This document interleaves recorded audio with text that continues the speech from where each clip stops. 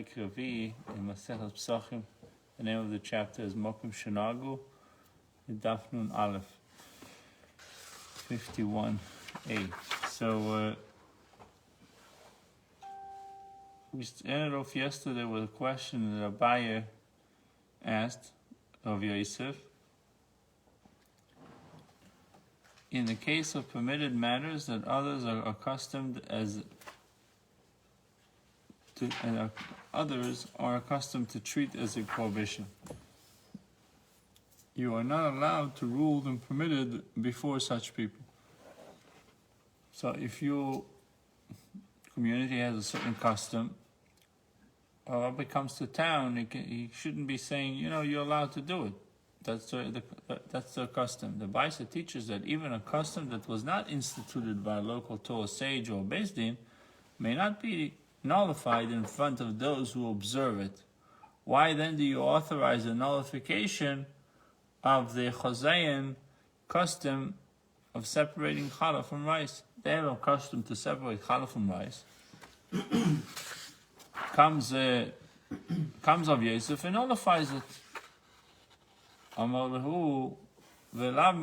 He said that even a foreigner can eat the foshas challah, the portion that they separate from the rice. Even a regular person can eat it, meaning it doesn't have to be a kohen. He wanted to tell him you don't have to do it. So by asked him, but you're not supposed to nullify it. But it has it not been stated concerning the Baita? Chisda said the Baita speaks of kutins. So what about kutins? Kutin my time, kutoy my time. What is the reason that the Baisa rules that way in the case of kutins? Because they will confuse the matter wrongly, applying a lenient ruling to what they think are similar situations. So it comes to kutins and it will say, okay, if we don't have to do a foshas challah on rice, we don't have to do it on grain also, or on wheat. These people of Chazai as well, since they are unlearned, so Chamilta will confuse the matter, your lenient ruling in the case of rice, and pervert the halacha elsewhere. It should therefore be forbidden to nullify the custom separating challah from rice dough.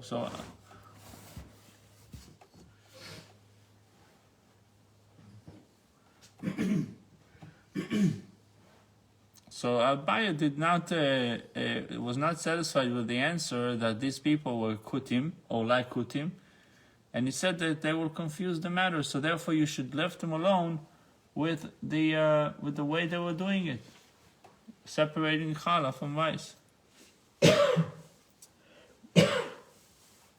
The Gemara now instructs how to deal with the people of Chizai.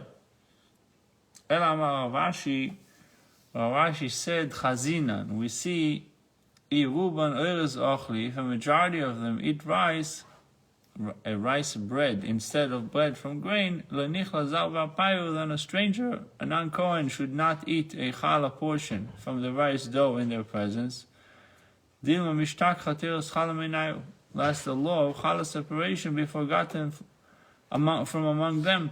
But if the majority of Chazayans eat bread made from grain, strangers should indeed eat a challah portion from rice dough in their presence, lest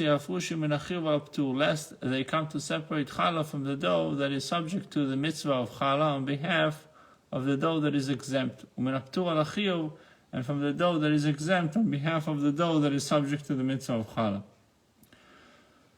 So the act of eating, of a foreigner, of a non-Kohen eating it in their presence, what was the point of it?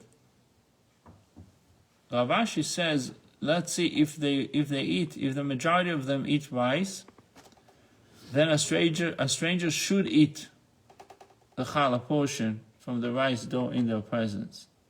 Why? If you look at number 5, it says, we do not nullify the Chazon custom by separating challah from rice dough in their presence.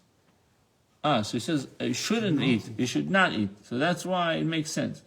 You should not eat, and therefore you don't nullify their custom. Because that's what they eat. Primarily they eat bread from rice flour. But if the majority of them are eating grain, then you are nullifying their custom. A stranger should eat a challah portion from rice dough in their presence. Why? Because we have a concern that they would come to separate challah from something that is not needed to something that is needed, or vice versa. And by doing it, they're not accomplishing anything. Meaning, they don't have to do challah, to do a forshus challah from rice flour, and now they'll do a forshus challah from rice flour over a grain. They have two doughs. They say, no, I'm going to do from this dough for that dough, but this dough is not obligated. That dough is obligated. So that was their concern, that with the unlearned people, they might fall into that pit. So they said they should nullify their custom when it comes to that.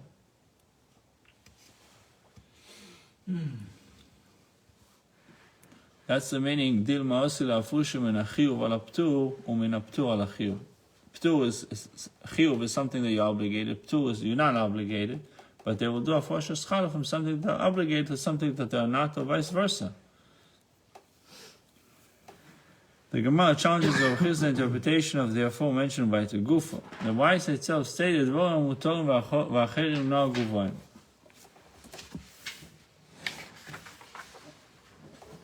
Dvorim mutorim v'acherim na'u guvayim isu. In the case of permitted matters that others are accustomed to treat as a prohibition, you are not allowed to rule them permitted before such people, like the statement that we just said before, in the name of Abaye. This is just the opposite case, where they see something as a prohibition, you say you don't have to do it, now they're saying it's okay, and you say you can't. Yeah. I mean, the other way. You are not allowed to rule them permitted before such people. So of his answer again, Amen.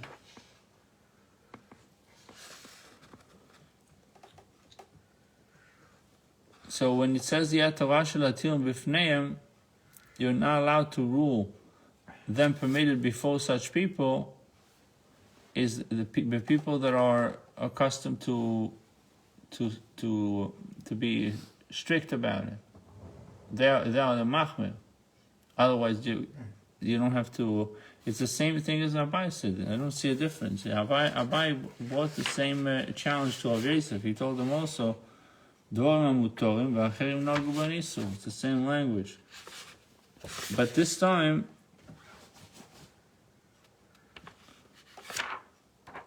they're challenging of Chisda again. It says that it seems like they're challenging Chisda again. The same way as Abai challenged of Chisda. But Rav Chisda would answer the same answer. The Amar Rav Chisda b'chutoy askina, we're dealing with kutons. Kutins. And what was the issue with the kutins?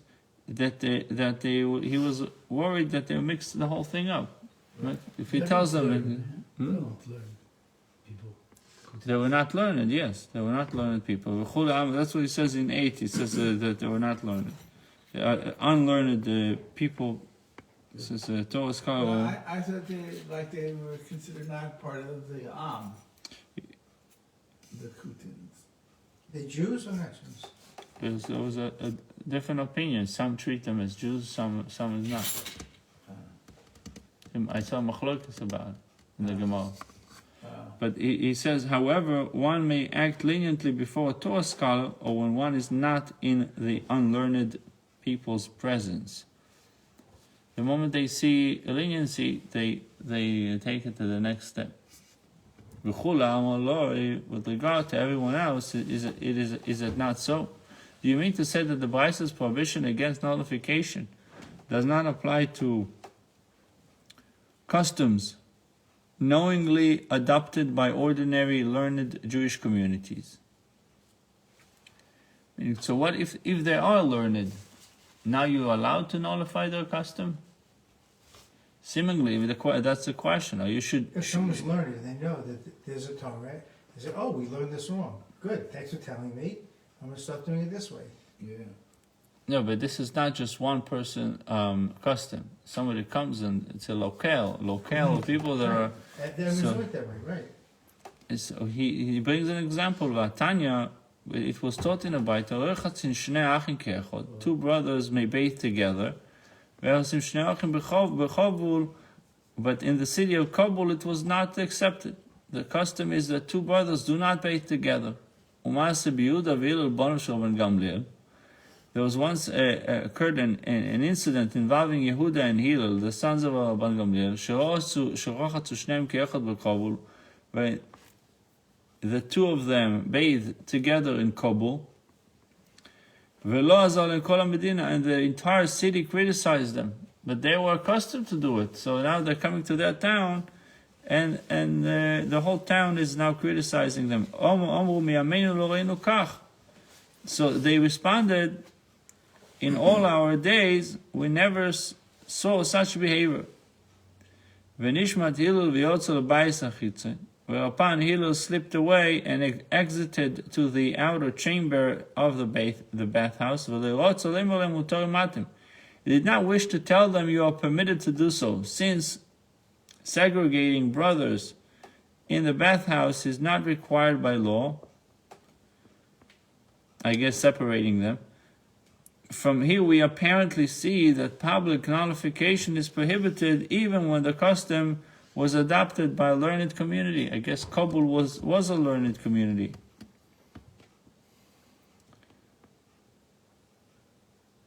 It's Afghanistan, Kabul.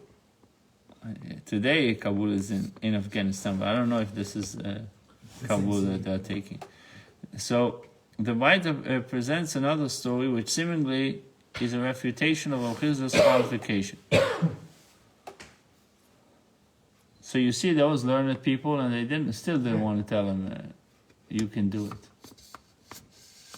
it. But maybe the reason why he didn't want to tell him you're allowed to do it was for a different reason, not because they will mix things up.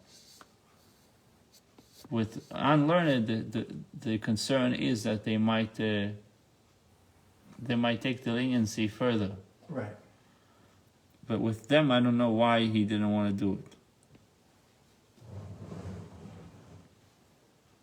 It says in 12, it was sufficient for one of the brothers to leave the bathing area in order to bring the two of them into compliance with the local custom.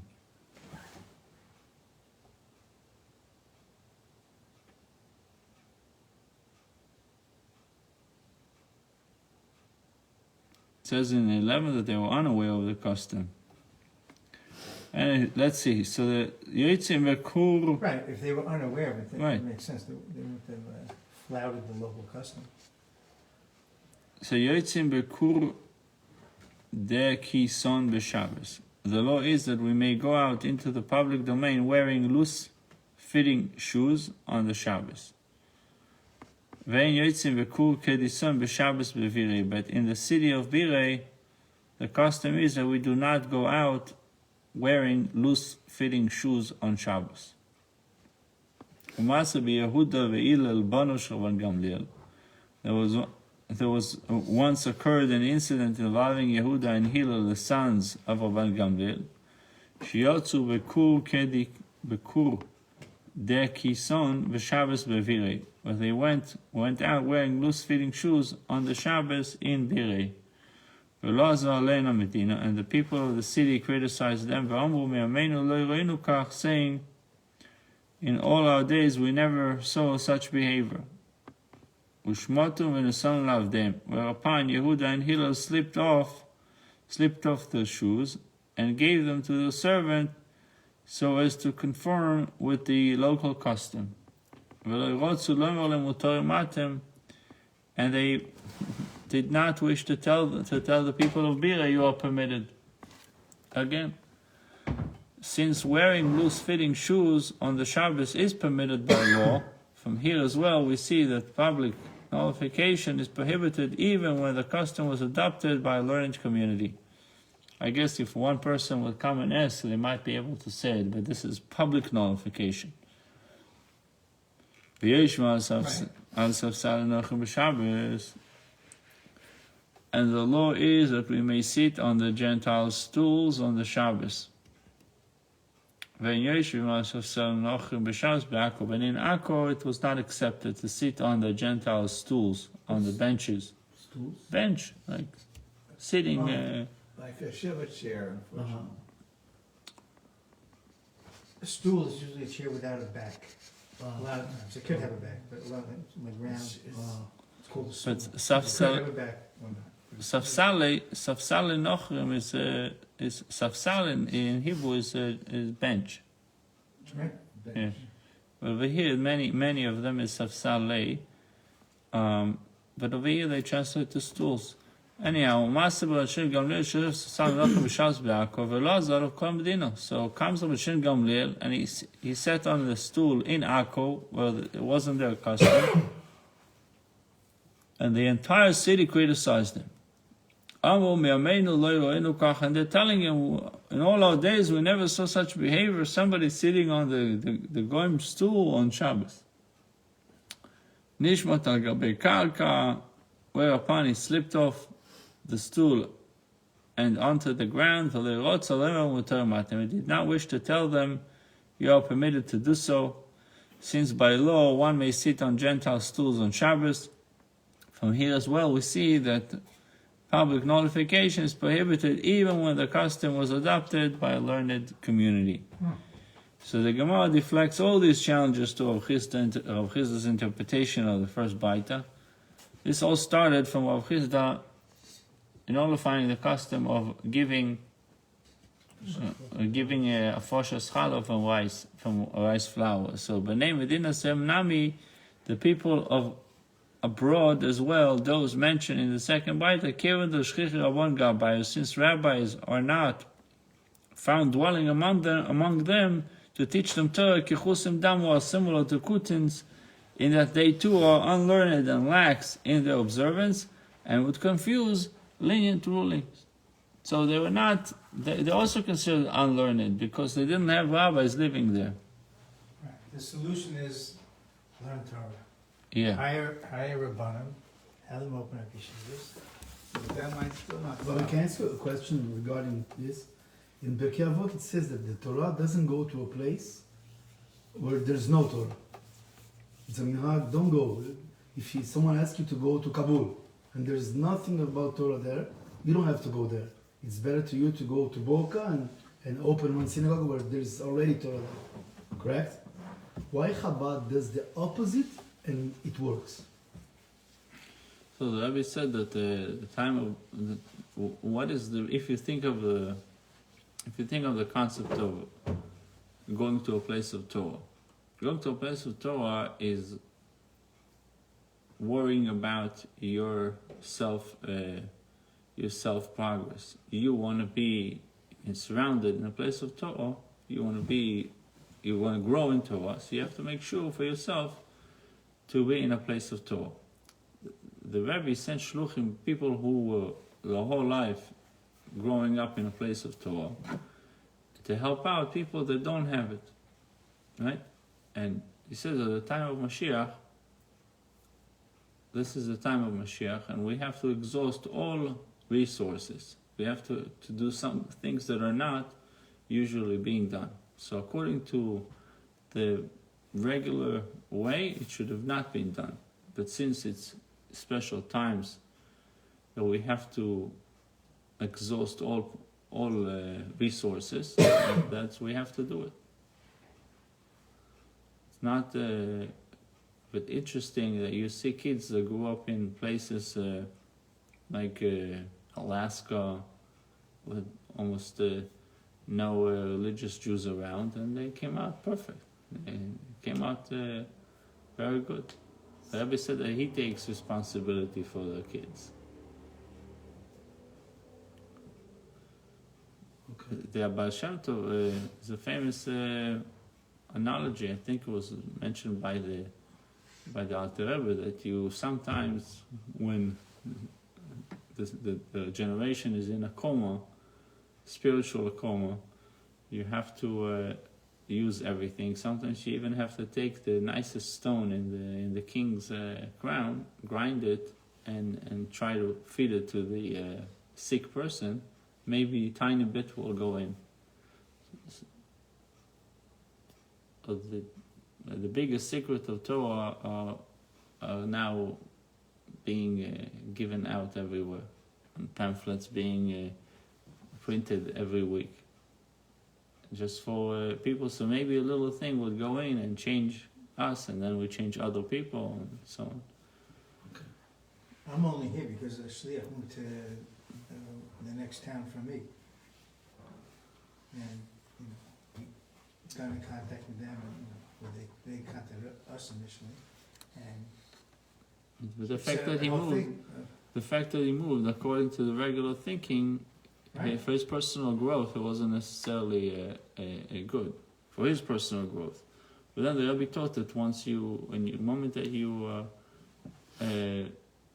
you give your time, even on your personal growth, it's going to help out 1,000 times more.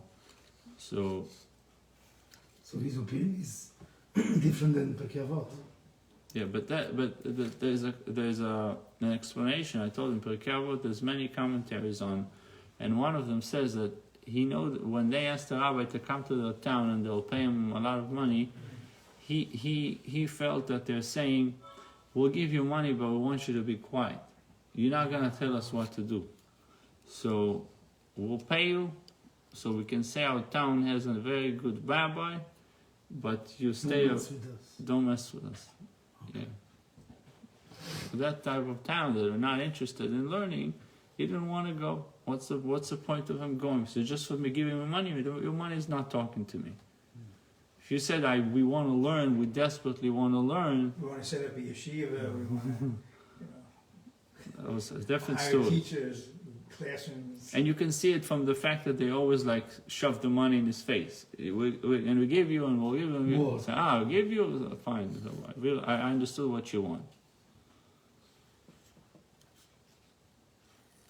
And I believe some rabbis are still dealing with it today. The rabbis that are on salary, they're getting salary from certain people in the community. They can't really say too So, much. There's a big rabbi in Monsey who, they asked him to come there, start a shul, and then the Gevirim realized that he's not really following exactly what they want, so they told him to tone it down. Said, you want me to tone it down? Okay. And he left. Some other place hired him, and then he has a much bigger shul and a much bigger following. But these guys who were trying to control it through the money, said, there's nothing to do with me. You know. And Right. I forget his name, but he became much, much bigger, and The famous saying, I don't know if it's a Chabad saying, that you need to bring Jews to the Torah, not the Torah to the Jews. right. Meaning you don't Water you it don't down. compromise, you don't water it down when it comes to, or tone it down when it comes to the Torah.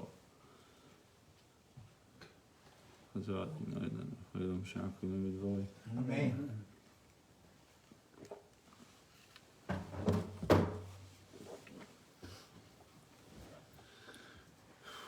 So we see that this town, they call them Bnei Medina Sayam, those the people of abroad as well. They didn't have Rabban Gabbai, they didn't have rabbis dwelling among them, so they're similar to Kutins. They too are unlearned. Interesting that in a way we call them lax in their observance, but the moment that they saw someone is doing something that is not exactly their custom, they were jumps in. They were criticizing this rabbis right away. So they were, in a sense, orthodox. I'll use that word. That's what I'm saying, because it's Yeah. seemingly a little bit of a contradiction. If they were so lax, should have. care. Okay, you should have. But maybe it shows that they're unlearned, that they put such emphasis on the things that are not even prohibited. On the things that are prohibited, they maybe are lax about, and the things that are not, they taking the ikar and making a tafel, and the tafel they make a ikar. Right. That's what I guess this is really the definition of unlearned. The unlearned, he's not necessarily not doing anything, but really switches things around. The things that are important, he makes them unimportant, and the things that are not important, he makes them important. They don't know.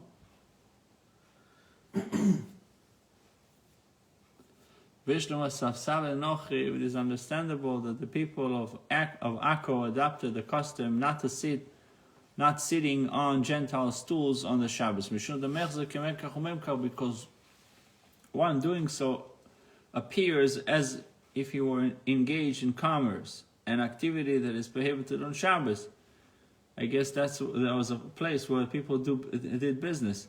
Beku Dikson. Nami, he says, we can also understand that why the people of Birei prohibited wearing loose-fitting shoes on Shabbos. Why? Dilma mishtalfin, lest they accidentally slip off. And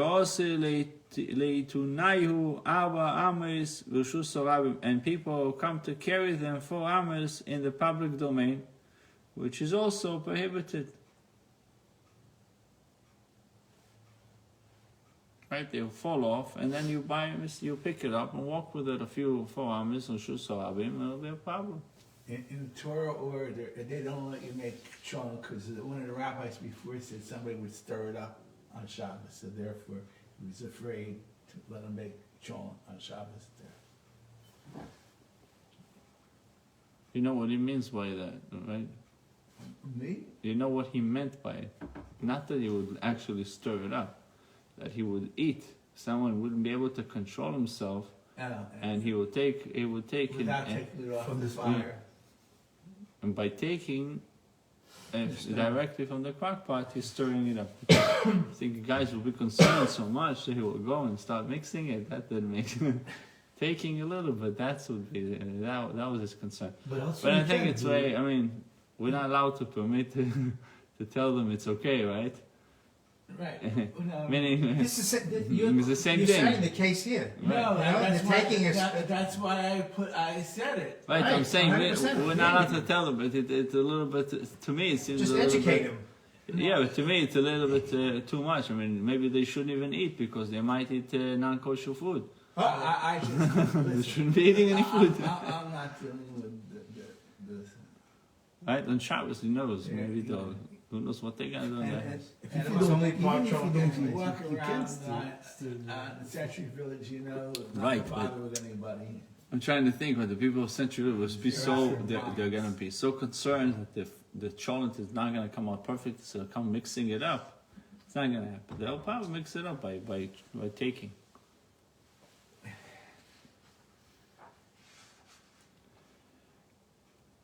So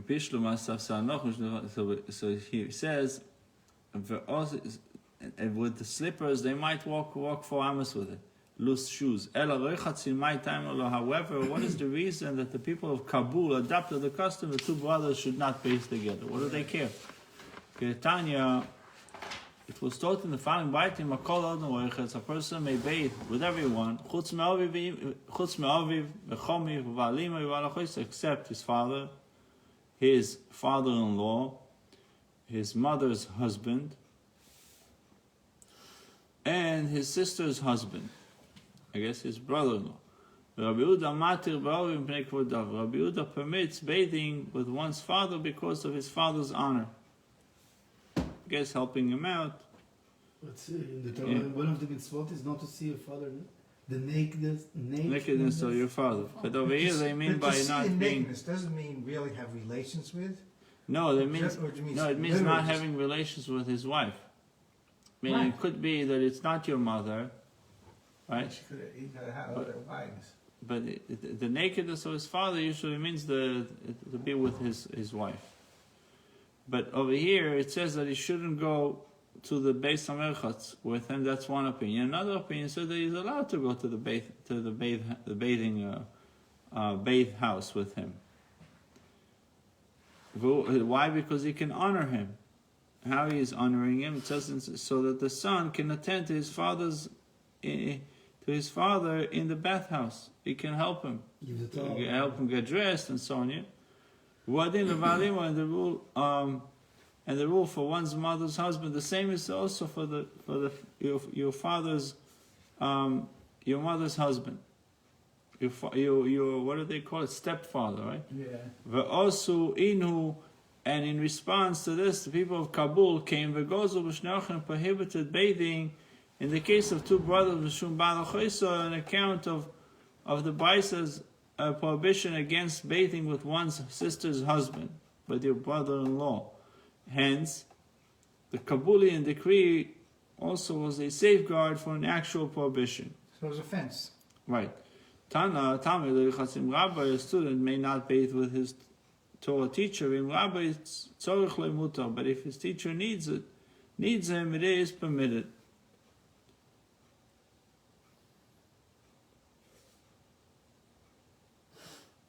So, Kioso, Rabbi Chana came from Eretz Yisrael to Babylonia, Ochal Dia Dai So. He followed his native custom and ate the fat covering the straight part of the animal's stomach. Okay. That's the fat covering the straight part of the animal's stomach. One day, while he was partaking of this fat, Rav Avira, the elder, and Rava, the son of Rav Huna, visited him. When he saw them approaching, he concealed the fat from them. Also, subsequently they came and reported this occurrence to Abaye. Abaye said to them, Rav Bar Chana has equated you with kutins. He didn't want you to start being lax about different things, so he put it away. Rav Bar Chana later understand, but does Rav Bar Chana not hold this ruling that we learned in our Mishnah? If someone goes to another town, we impose upon him the stringencies of the place from which he departed, and the stringencies of the place at which he has gone.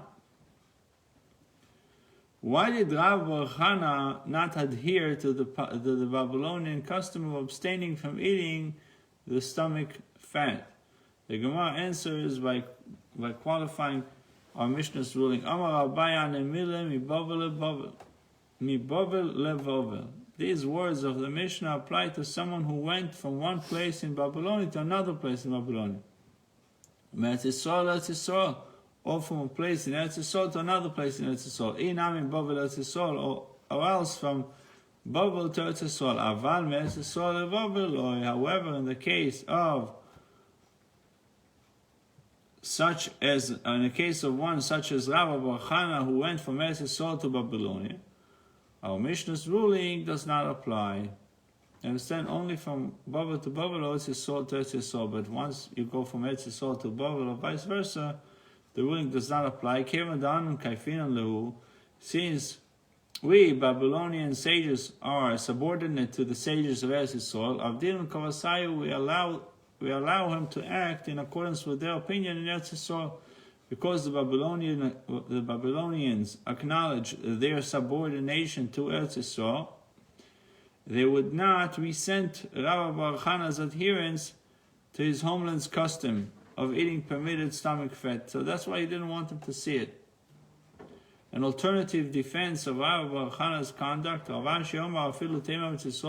can even say that one traveling from Eretz Yisrael to Babylonia must adhere to the local custom. And so the Mishnah's ruling applies to that case as well. But the distinction is on the mileh chodein daito lachzer. But that's only if he doesn't plan on coming back. Rav Bar Chana daito lachzer. However, Rav Bar Chana's intent was to return to his homeland, and that's why he didn't have to adopt their customs, and he was therefore permitted to retain their custom of eating permitted stomach fat, but in private. Amalei Rav Bar Chana livnei. Rav Bar Chana said to his son. No, but this is a different case because they're talking about, I think, was talking about learned to learned. In the other cases, it was learned to unlearned. This now. Yeah, because they said, well, he's treating you like unlearned people. So they, in his defense, they're saying no. The reason why he was worried that they might the issue is from Eretz Yisrael to Babel, you don't have to. One opinion says you don't have to adhere to their laws, but since they were subordinate to Babel, subordinate to Eretz Yisrael, and if they see him, they will say, "Oh, okay, from now on, it's permitted," and he's not allowed to permit.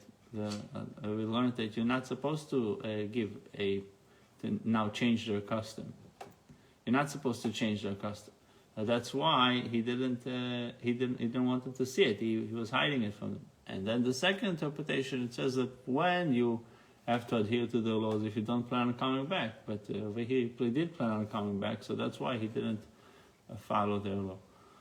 Thank you. So Amar Rav Bar Chana Livnei Bni Lo Teichon. Rav Bar Chana said to his son, "My son, do not eat permitted stomach fat while we are in Bovel. Lo befonai velo shelo befonai. Not in front of me and not in front of me." Not behind my back. Why?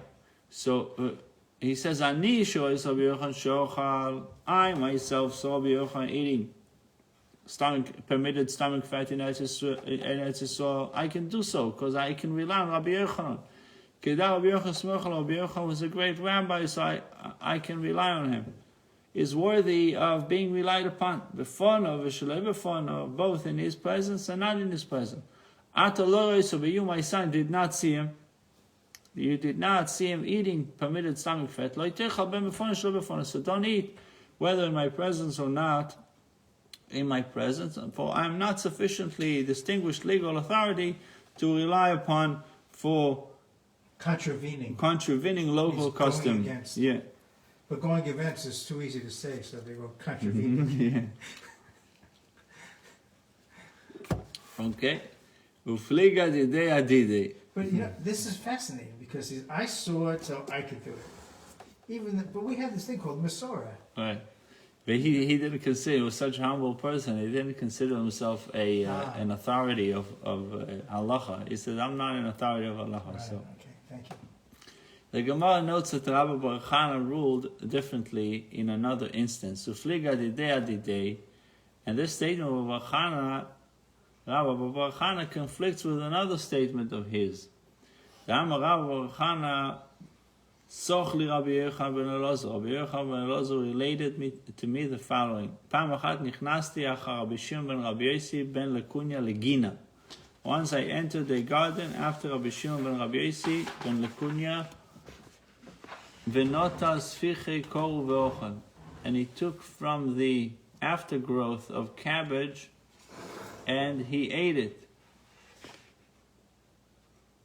It doesn't say it was Shabbos. He was doing Shemitah. Look at note number 1. And note number say it was Shemitah.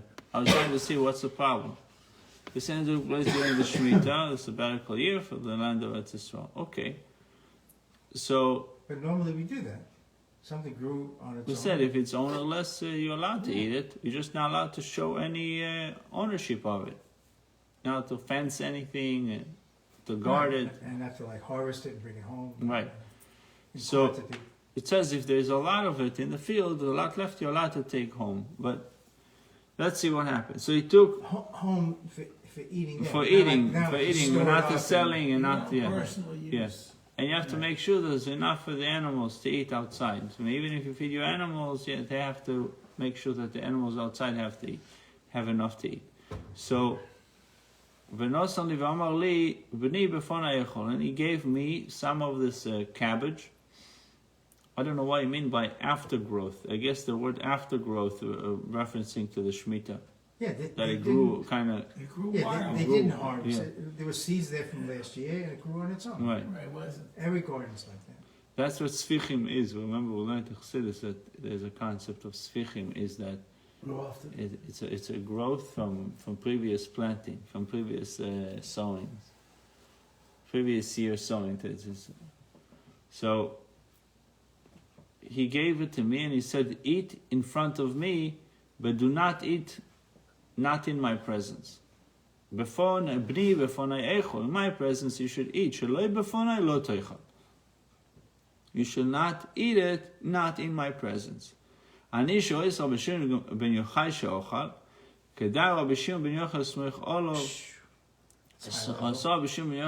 Eating. So I can rely on him. In his presence and not in his presence. Ato, but you that didn't see Rabbi Shimon bar Yochai, in my presence you should eat, not in my presence you should. But you shall not eat, not in my presence. So the Gemara now cites Rabbi Shimon bar Yochai's opinion in the matter. My Rabbi Shimon, what ruling of Rabbi Shimon bar Yochai allows cabbage aftergrowth to be eaten? I don't know why specifically cabbage. Could be any of Tanya. It was taught in Shimon Kol Asvichim Asurim. All the aftergrowth are prohibited for consumption during Shemitah from the time of Biu and onward. Consumption. Chutz misvichei kruv, except What's the time of Biur? at the time that you have to dispose you have to declare it ownerless. The Shemitah year kicks in. Like Pesach. Yeah, similar to, but you don't have to burn it. You just have to say it's ownerless. Yeah, What is the meaning of biur? Separation. but in Hebrew, modern Hebrew means to burn. To burn? Yeah, Yeah, so we do biur chametz, but we don't burn. we do. In the morning, Yeah, but that's bedikat chametz. at night. No, nighttime it doesn't call biur chametz. It's called bedikat chametz. I know. We're checking for chametz. But the morning we do biur chametz. But biur, the idea of disposing it, you can do it many ways. We're gonna get to it. There's many options of how to. The preferable way is to burn it. What's the Hebrew word for separating? Lafrid is to separate, like piud, like piud. Piud is separation, and lafrid is to separate. What if you're picking out, you have a bunch of grapes, and you're picking out the bad ones? What's that called? Oh, that's called. We're calling it boirer. Boirer. It's not a related word? Probably related, but lafrid is more like that you put a separation in between. Biur is more of sorting out. Right. Yeah. That's why I saw the word Biur, I was thinking of. No. Biur is with an ein. Biur is like double resh. Beis, yud, resh, vav, resh. Biur is a prohibition of Shabbat. Yeah. Right, Oh, I right. see what's going on here. And biur is bet yud, ein, resh. Ein, So it's vav, not the resh. same Yeah. source. Okay. So here, in one, See, unlearned. This is learned. in one it says. No, it's just that I know Hebrew a little bit, so that's. In one, you get into it, it says that reason they don't allow it is they're afraid that the people are gonna plant.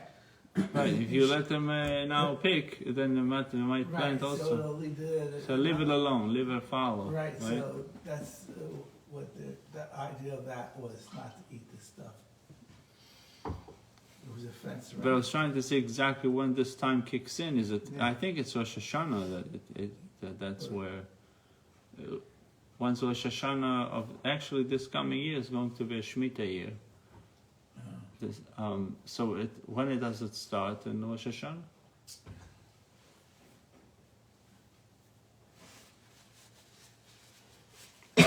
But why there is a distinction between other vegetables and cabbage? Yeah.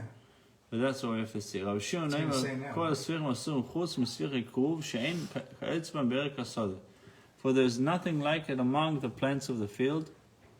What does it say in 6? Unlike the roots of other vegetables, the root of the cabbage plants never dies in the ground. Hence, leaves from the plant are available throughout the rainy winter season. For that reason, cabbage aftergrowth never incurs the biur requirement. Interesting. What? So, in the Mishnah Shvi'is, Rabbi Shimon is quoted as saying, all aftergrowth are permitted except the aftergrowth of cabbage.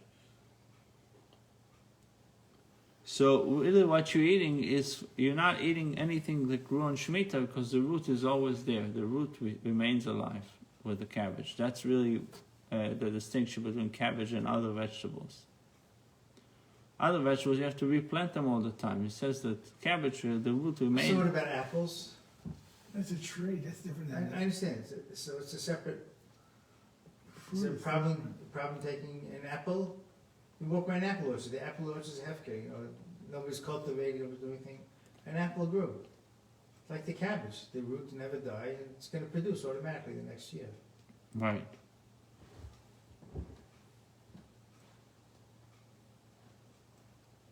Why the pineapple has to do with the apple? They have similar names. Above my pay You grade. gotta ask Noah Webster. You don't know who Noah Webster is. He's the one who invented Pineapple. the dictionary. Yeah, I know. Webster. Oh, sorry, I didn't insult you. Well, like it's French. An apple is pomme. P-O-M-M-E-S. Pom, pom. But what are potatoes? Pomme de terre, apples of the earth. What does that have to do? It's like an apple? It's a potato. Apples, pomme de terre, apples of the earth. Pom de terre. So he says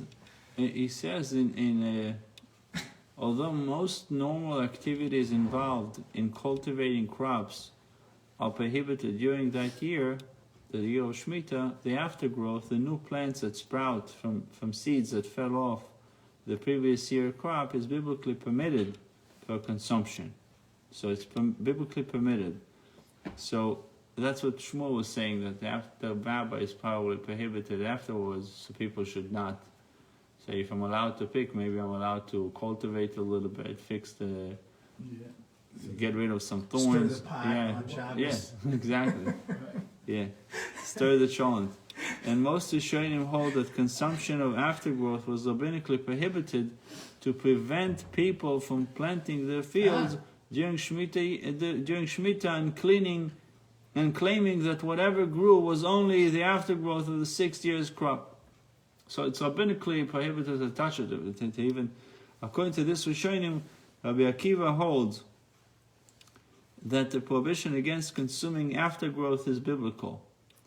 However, Rashi and Rav in Shvis seem to hold that there was no such rabbinical ban on aftergrowth. We shall elucidate the Gemara. Rashi states that this incident took place after the time of biur, of removal. The law of biur pertains to Shemitah produce that a person has legally picked from the fields and has taken to his home. Leviticus 25:7 states regarding Shemitah produce, "For your animal and the beast that are in your land shall all its produce be to eat." Sifra comments that the mention of animal along with beast teaches that the domestic animal may be fed Shemitah produce only as long as that produce is available in the fields for wild animals to forage. Once a species of produce is no longer available in the fields, it must be removed from the house as well. That's the biur. Wow. So you can have a lot in your house, but the moment that it dwindles or being depleted in the field, you have to remove what you have in So your house. all the tomato plants that were outside that just grew naturally died. I still have some tomatoes in my house. So that's what it says. The nature of removal of this biur is subject of a major dispute based on a variant text of the Mishnah and Tractate Shvis. According to Rambam, a commentary to Shvis and Hilchos Shemitah, the Shemitah produce must be destroyed. Wow. Ramban, however, and Rosh understand, however, that biur entails merely removing the produce from one's home and declaring it ownerless. Once this is done, the produce is permitted for consumption, and even the person who had just declared it ownerless can repossess, can eat it. But only outside. So there's a third position, a fourth position, but you get the idea. Right. Rabbi, how many of the Jews did exactly this at this time, do you think? Did what? They respect Shemitah here. Right now in Israel, there's a It's growing. big movement of people that are keeping Shemitah. And they put a big sign on the field. This field is keeping Shemitah, and actually they testified many times that the last for 2 or 3 years before the Shemitah, like this year, and they were the Hashem prepared for them that the amount of harvest of yields that they got from the field was unbelievably, and they made more money than they would have made. They have enough. So this year they can rest and they can start focus on their learning and do other things. And let the land rest. Yeah. At the time of the Gemara, every field, they respected this. Back then, you had also the Tzedukim, and you had the Baitusim. The Reform Jews. You also had the situation, but I think there were more, because this is the Torah, so you can't, I don't know if they can interpret it in any other way, because the Torah says clearly the 7th year. Tzedukim was that we interpret, we don't, we don't follow, right, so they did say it, so I don't know if they, it seems like they did respect it. There's always exception to the rule. Have it like you give tzedakah to help the. But we have to now be more careful when we buy from Israel, No, that I'm make sure saying that... to help the farmer. Well, see, these farmers don't need help because they already made all the money. But there's some farmers, they have funds to give to help out, yeah. Right. But they have to buy now from Arabs. Right. Then they sell it for this is a sneaky thing. They sell it. They sell the field to Arabs, And then and the the Arabs... Arabs, then it's not their field, so therefore they say they can do whatever. Wow. It's It's okay to do this. But I don't know. I don't know. Some people, some people don't even do that. They just let it. You have to. A lot of the growth, but a lot of the agriculture in Israel now is being done with the hydro. hydroponics. Yeah. So Therefore it's not in the ground, so therefore not it's in the ground. mutter. But it's allowed to do what Shmuel said. You sell your field, then there are the Arabs. It's okay. I'm sure there are opinions that are permitting it, and some that are not. You'll always have opinions that are. I heard about this option, but you still see the signs. People are not going for it. They could have done it, but they're not doing it. Okay.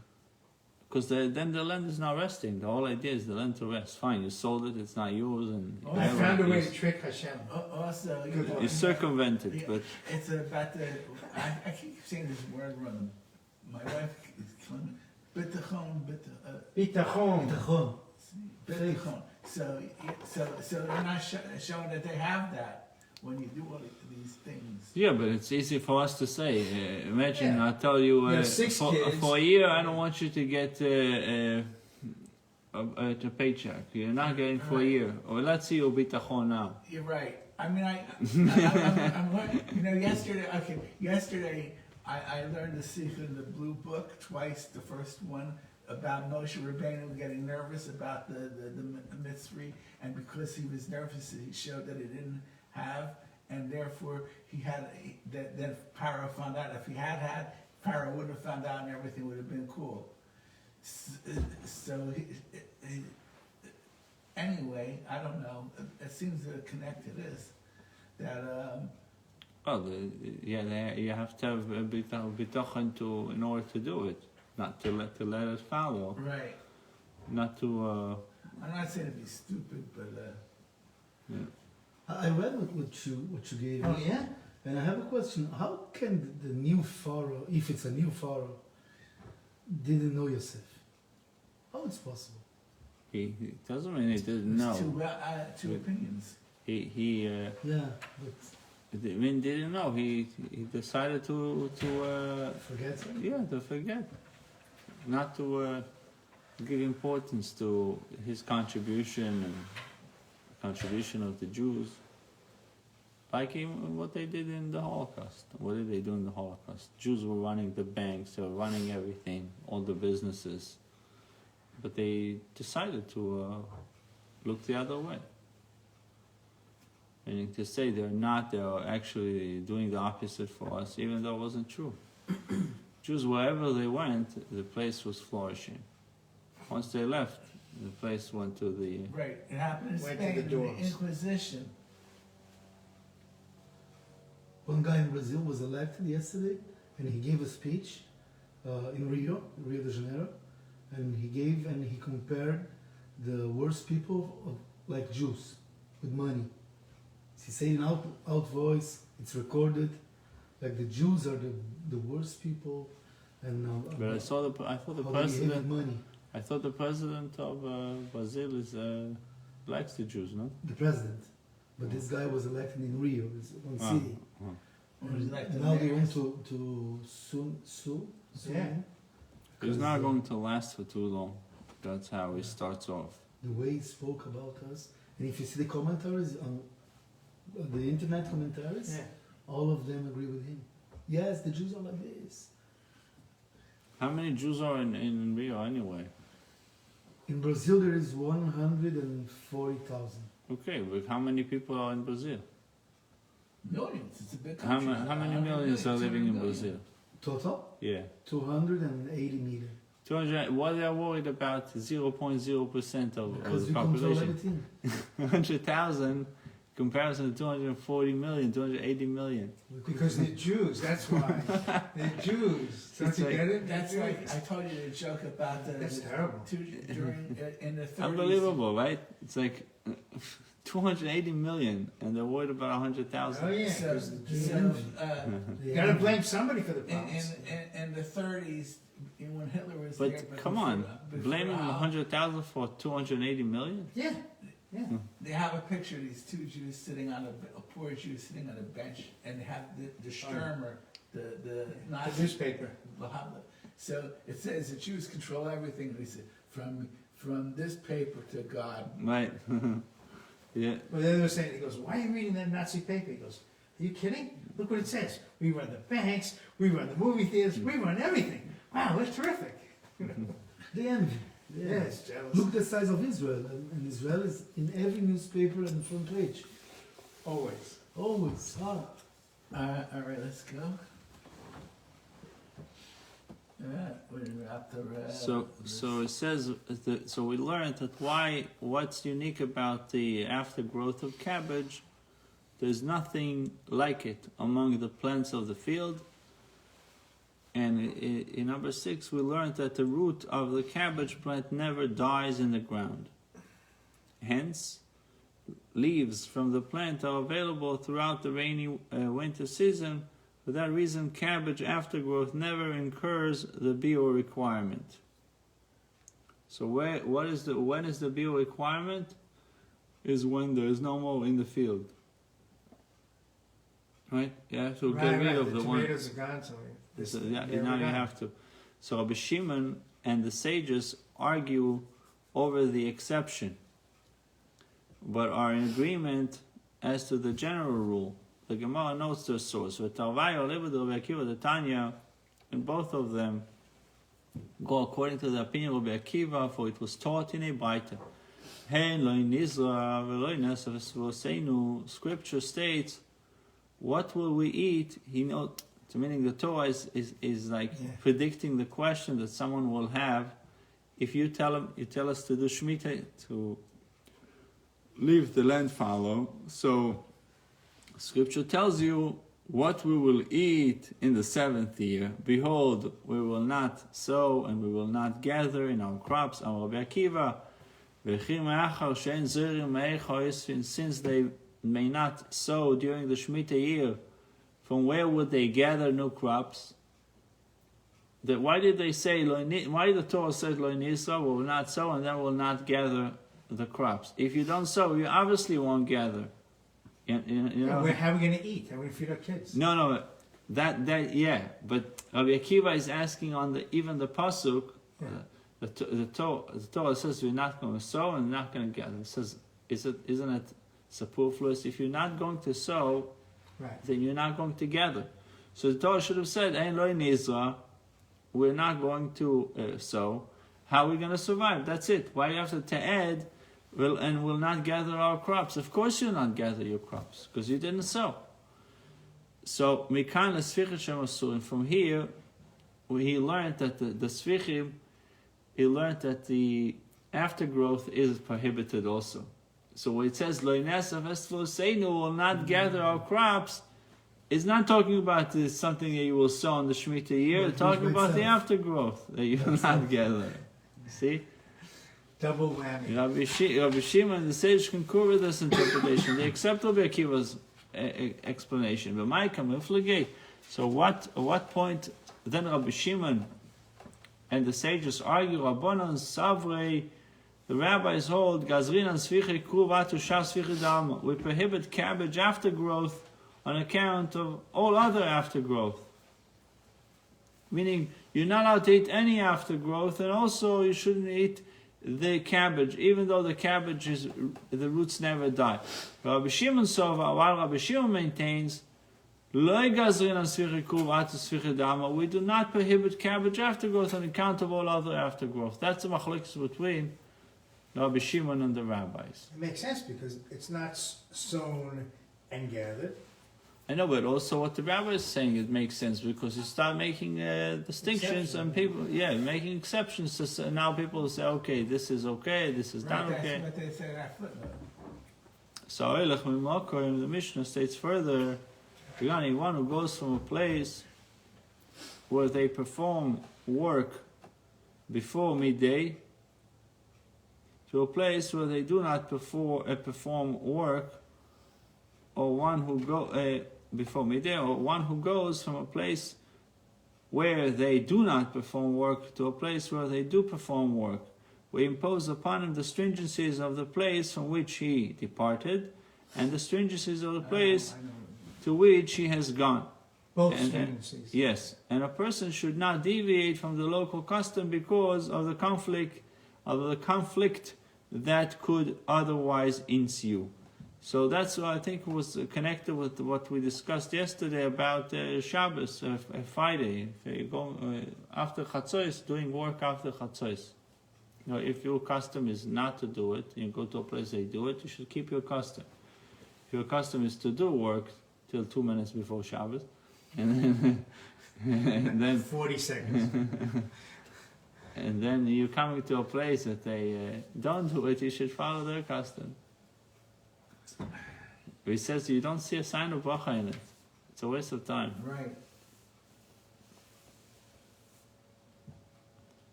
Especially before Pesach, it's even earlier. We said the difference between Pesach and regular Friday, Erev Pesach and regular Friday. So it says in Friday is from a mincha. A mincha, there's 2 different times to mincha, but it's probably the earlier mincha, the mincha gdoila. And when it comes to Erev Pesach, it's from chatzos, it's earlier. It's an earlier time that you should stop, you shouldn't do any work. You Anyhow, can't get a haircut either. You can get a haircut from a goy, I think. Yes. That's what I learned. well, today it's not as concerning. Back then there was an issue that the scissors were dicey. broke. Scissors were broke, there was more. But yeah, one machine doesn't work, use the other machine. Bishlama, so it is understandable that the Mishnah rules regarding one who goes to a place where they perform work before midday to a place where they do not perform work. We impose upon him the stringencies of the place to which he has gone. And a person should not deviate from the custom in that place because of the conflict that could otherwise arouse or ensue. Velo levid, and so indeed he should not perform work there. However, regarding one who goes from a place where they do not perform work before midday to a place where they perform work, the Mishnah also ruled that the person should not deviate from the custom of the place to which he has gone because of the conflict that could otherwise ensue. And accordingly, the new arrival should do work. Should do work there because of the machlokes, right? We said you are worried about the machlokes. So if he's going to a place where they do work and he's not going to be working, he will create a machlokes. Imagine imagine you go up to a place where they work, and a guy tells you, "Can you carry this to me?" He says, "I'm sorry, I'm not carrying anything. I'm coming from a place where we don't do any work." So you will create a machloket. Yeah. So seemingly there's two conflicting statements. On one statement, you tell me you take the stringencies of both places. So I have to bring my stringencies to the place. On the other hand, you're telling me that I should stay away from not to create machloket, but this will definitely create a machloket. So he says, you just told me we imposed upon him the stringencies of the place which he has gone, and the stringencies of the place from which he had departed. If we impose upon him the stringencies of the place from which he had departed, he is forbidden to work in his new residence. In this case, then the requirement to abide by one's hometown stringency clearly conflicts with the obligation to avoid controversy in the new residence by not deviating from the local custom. Which is Amar Abaye said, indeed, the statement about not deviating from the local custom refers only to the Mishnah's first case, where one goes from a place where they work to a place where they do not work. And it teaches that he must adopt the local stringency of not working before midday. The statement does not refer at all to the second case, where he is going from a place, he's a place where they don't work, he goes to a place where they work. This is referring to Erev Pesach, before midday. So the Gemara presents a different interpretation of the Mishnah.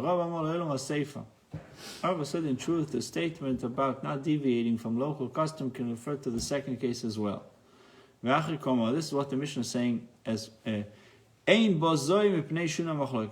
this case, there is no concern for deviation that precipitates conflicts. My comment, for what would you say? Once seeing the newcomer idle, they see he's not working, before midday will say, Melocha asur. The newcomer holds that the work is prohibited at that time, and indeed he argues with all of us. The observer will not say, Meima Amrei, rather people will surely say, Kama batlone hava beshuka. It is simply idleness that causes the newcomer to refrain from work. For indeed there are many idle people in the marketplace on any given day of the year. Meaning they're not going to say, he's not working because he's thinking this is a prohibited work. Because he's a bum. Exactly, Like because there's many idlers. what is idle? Someone Not moving. No, If you put your car into neutral, it's idle. the engine is just idling. Okay. It's there. You don't move like you said. It's spinning, not but moving, it's not pushing not, you forward or backward. Idle. It's just idling. New word.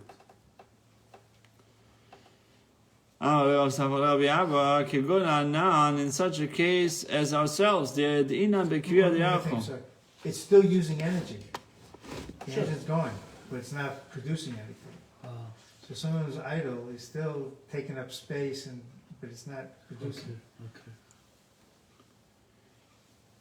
It says, in the case of such as ourselves, the Adina and B'Kvir Diacho, who know of the establishment of the new month, B'Yeshuv Lavdina, and it is clear that we should not perform Melacha on the second day of Yom Tov in any inhabited area we find ourselves in Pnei Machlekes, because a deviation from the local custom would precipitate a conflict.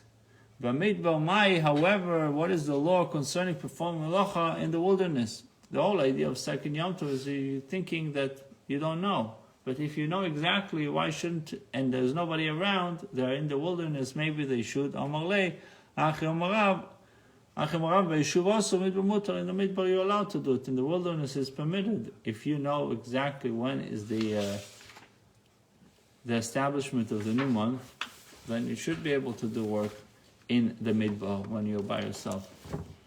Buchim to you. So, anyway, I know we're going to learn more about this thing, but like